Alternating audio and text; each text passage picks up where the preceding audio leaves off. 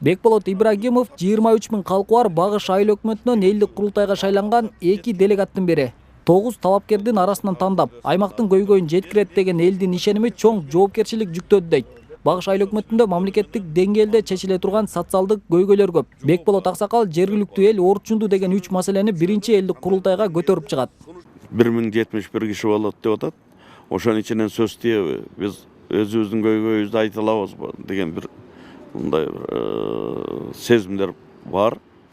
Экинчи бир маселе ошону келгенден кийин айтылып, анан элдин астына кандай отчет бериш. Бул өтө чоң оор жумуш да. Кыргыздын тарыхында хандык диктатура болгон эмес. Ата-бабаларыбыз ошол эле курултай аркылуу бий, болуштуу демократия жолу менен шайлап келишкен. Эгемберди Шарабидиновдун белгилөөсүндө курултай бийлик менен элдин кеңешип иш алып барууга аянтчасы болот. А курултайдын функциясы такыр башка. Алар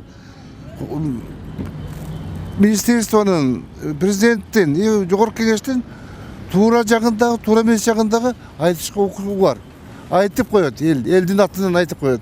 Элдин атынан бир акылдуу кеңеш айта турган бир орган болуп калат да болчу.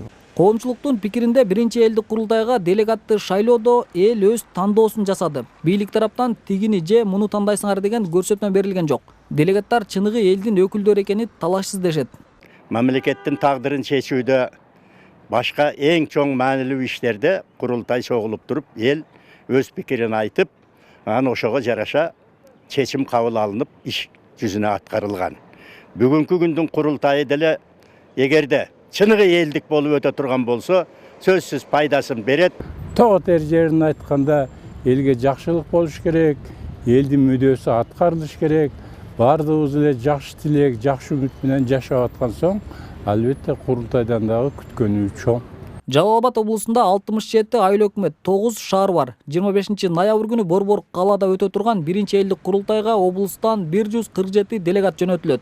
Осмон Уамсадыр уулу, Алмаз Саттаров, Ала Тоо 24, Жалал Абад облусу.